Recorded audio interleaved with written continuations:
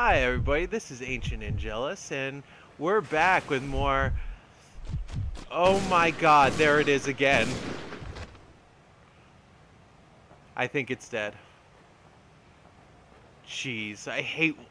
That thing comes at you off camera, and it will ruin your day, your life, your minute, your second, your hour.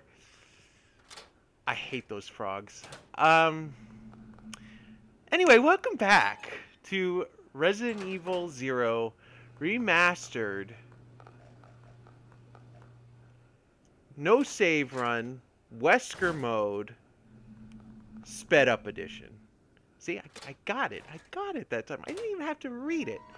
Alright, so this is our final run. We have the key card. There's just but one door left. Now, after playing around with this game and finally platinuming it after a while, okay, this area right here, I found out that that frog that comes at you off screen, back where the forklift is, where you get the key card, supposedly if you leave Rebecca on the box and you go to the door as Billy and just call her back at the last minute and go through the door, the frog does not jump out of that water unless, oh god, this area too, unless Rebecca actually gets off that box, that frog does not jump out of the water. That being said, that one area in between that bridge where I keep getting really nervous about, it increases the chance of that giant ass frog jumping out right there, and I'm glad I didn't have to deal with that either.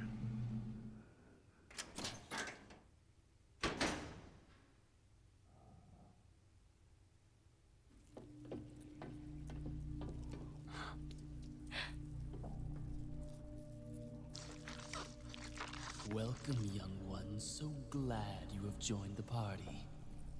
You are the guests of honor. After all, it's your wake. Who are you?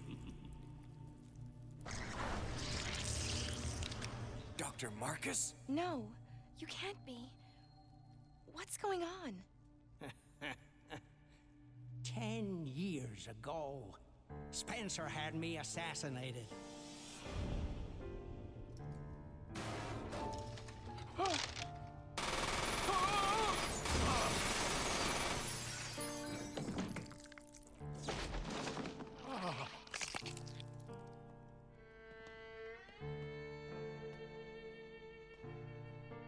Oh, time to die, Doctor. I will take over your research. Wesker, Birkin.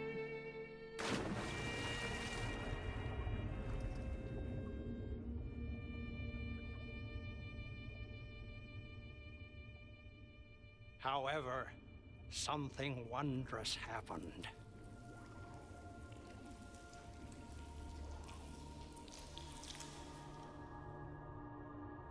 It took the T-virus inside of my queen years to procreate my new life.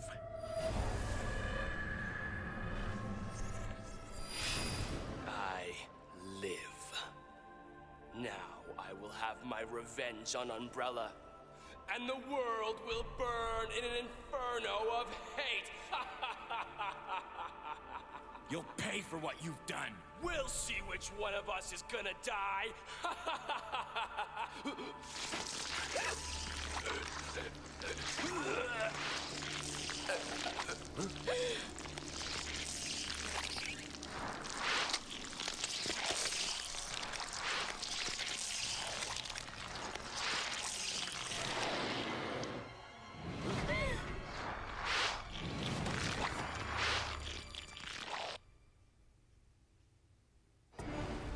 Yes, we will see which one of us is going to die, even though no one else brought up someone dying. Yeah, we're just wailing on him with the magnums at this point.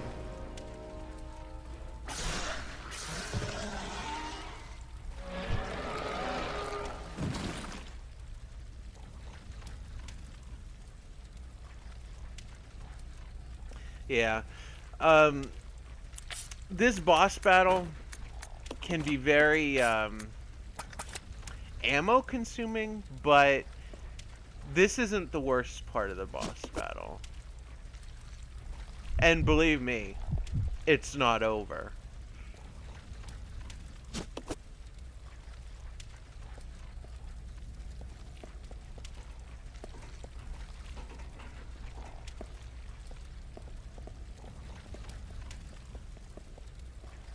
Obviously, since he's a leech, giant leech man thingy, flame rounds do work really well on him too. So if you find yourself running a little light on magnum ammo, as long as you have some flame rounds, you should be in pretty good shape.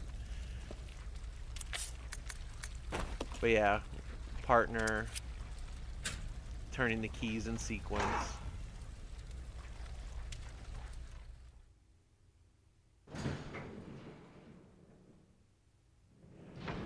And the game's not entirely unforgiving either, because it gives you a nice little save room here, some more ammo, some grenade rounds, which, I mean, I guess if you used all your flame rounds, it'd be okay. Plenty of heals. Of course, if you're going for a no-heal run, that stuff's worthless to you. But the save here in a no-heal run, oh, that's a thing of beauty.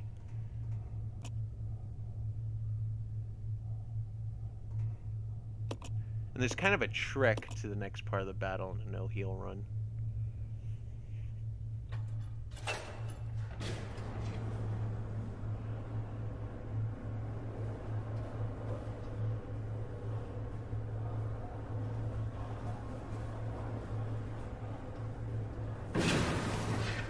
What? It's the Queen!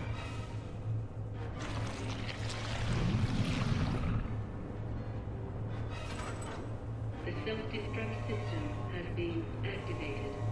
All personnel evacuate immediately. Repeat. Who activated the self-destruct system? Come on, can't this thing move any faster?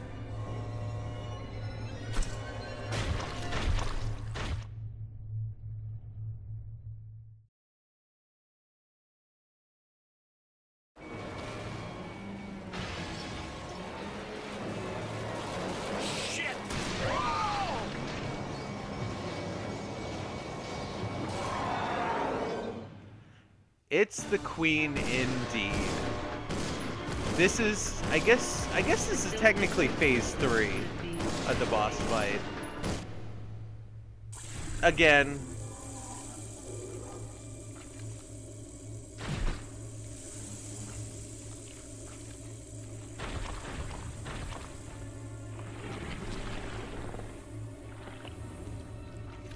Billy, can't handle sunlight. We need to open the windows.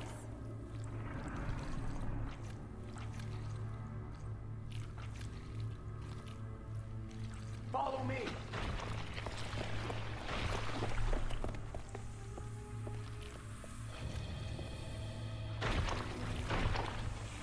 You work on the windows.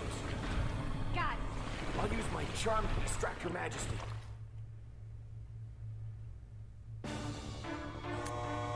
yeah, again, it's just a simple matter just wailing on it until it just gets to this phase.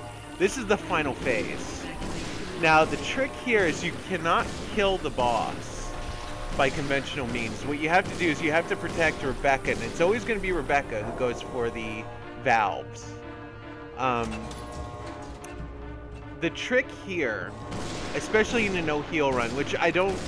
Unfortunately, I didn't demonstrate here because I didn't find this out until I actually did my no-heal run. It will always go for Rebecca immediately. If you do enough damage to it, it will eventually ignore Rebecca. So by wailing at it, wailing on it, it will start going after Billy, and it will keep going after Billy until Rebecca finishes with the next valve. Then it'll repeat the process of trying to go after Rebecca.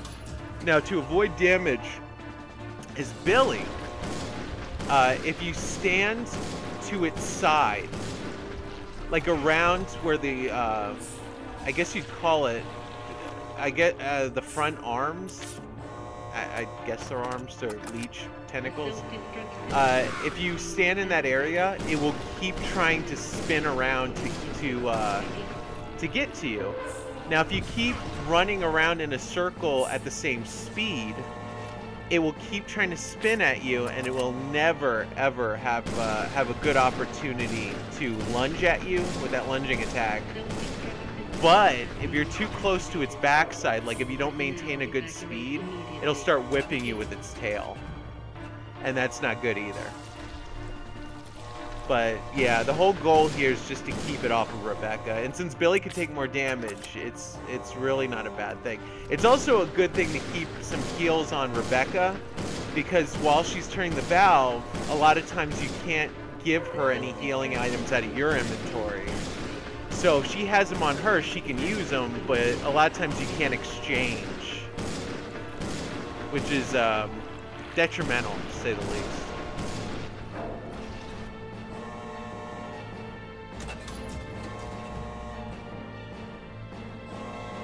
The self-destruct system has been activated.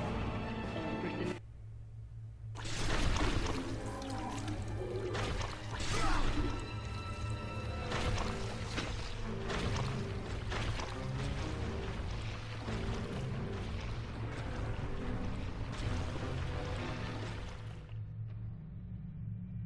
Billy!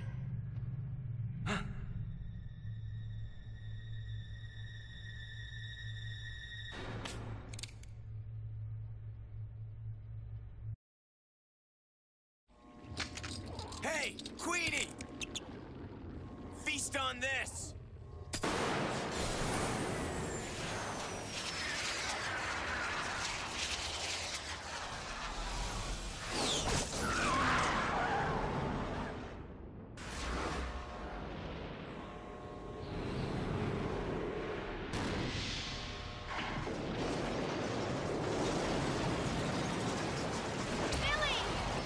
Rebecca, hurry!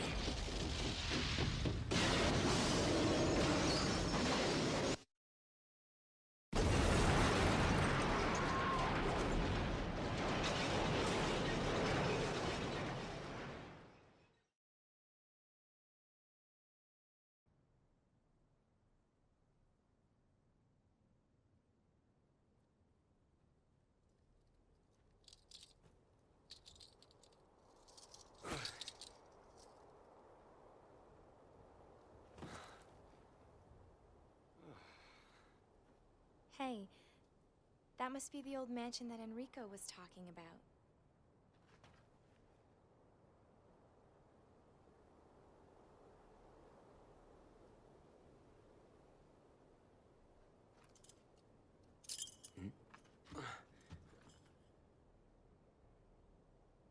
I guess it's time to say goodbye.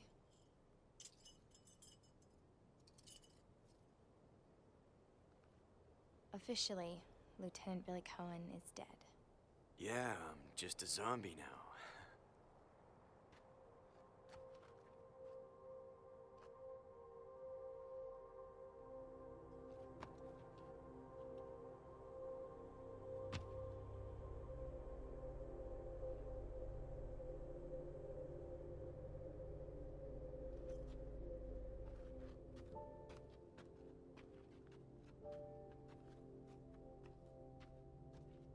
Thank you, Rebecca.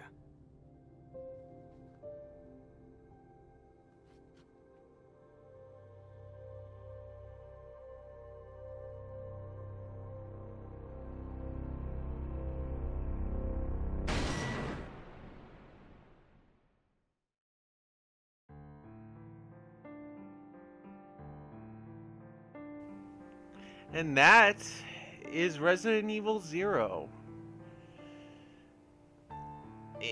It doesn't quite fit with, I mentioned this before, with the Rebecca's mentality and everything that she goes through in this versus what she goes through in part 1. But yeah, that mansion you saw at the end, that's the mansion. The assumption is she goes down to that mansion to go reconnect with the rest of her team, not knowing that the rest of her team is pretty much gone. As far as I know, she locks herself in a save room and waits there until a young Chris Redfield opens the door, and she just decides to spray him in the face with mace. I do like this game a lot for all of its flaws. I don't even think it's the weakest entry in the franchise, but it's definitely not the strongest, with the whole partner changing mechanic, which, again, kudos to them for coming up with something interesting and something new. The ability to you could set your partner to either attack when you attack, or to set them as idle and never attack at all. But it's cumbersome sometimes to have to guide a computer AI that can just easily be grabbed. Because the old Resident Evils, like the spider hallways, for instance, in most of the old Resident Evils, you could just go through those spider hallways and never have to fire a shot. The spiders were relatively slow. If they're stuck on the walls, they usually have to turn around to aim at you. In this, if I got Rebecca or Billy behind me and I'm just navigating my way through, a lot of times the spiders will start turning around because I go by, and then they're in prime range of shooting or attacking Billy or Rebecca, and there's nothing I could do about it, because when your partner gets hurt and you go through the door, they stay in that room. They'll only follow you if they're not being hurt or distracted in any way. And then next thing you know, you get a frantic radio call saying, "Billy, where are you?" or "Rebecca, where are you?" And you have to go back and save your partner, and it just becomes very confusing. But the thing that bothered me the most about this game was the way the inventory management worked. The dumping the items on the ground, I'd rather have the item boxes. I know it's weird and it's quirky, but that's Resident Evil, man. The item boxes. And I know it doesn't fit well in the newer series, the newer parts of the franchise, that more action-oriented parts, and that's fine. But this is the old school type of game where it does fit and it should work, but they don't use it in this game. And I'm just so sick of reading the message, "Cannot drop any more items in this room." By the way, I'm leaving the credits in here and slowing them down because these people do deserve attention, because this was a good game. So final verdict on Resident Evil 0. I would say if you're a fan of the older games, definitely check this out. It's well worth the money. It's $20 at its normal price. It's around $15 when it's on sale. It's well worth it. It's definitely not the game I would start the franchise with playing. I would start with either Resident Evil 1 or Remake, or if you're just into the action-oriented stuff, Resident Evil 4. I would start there. So yeah, it's worth checking out, but it's not a good entry point to the series, even though it's technically a prequel to everything. Yeah, and you'll see at the end of the credits, you'll see my final results screen. I was goofing around. So I can beat this game in like about 2 hours or so, but I think I end up beating this one in 3. And you'll see the trophies pop too. I think I get a couple. I get the no save run. Obviously, that was the one I was going for here, and I get the I think no mixing of herbs. But as for what I'm going to do next, I'm thinking of either giving Remake the same treatment I gave this one. It depends on how people like this one or not. Or doing something else, testing out the live commentary, maybe. Yeah, 3 hours, 13 minutes. They don't give you a rank on Wesker mode. I had a lot of fun playing as Wesker. I loved using his death stare. And I love that outfit that she gets. That's the only way to unlock that in the normal game, by beating Wesker mode. But yeah, so that's it with Resident Evil 0. I had a lot of fun doing this. I had a lot of fun recording it, and a lot of fun explaining some of it. So, as well as I could, anyway. I will see you in the next video, whatever that may be. Bye.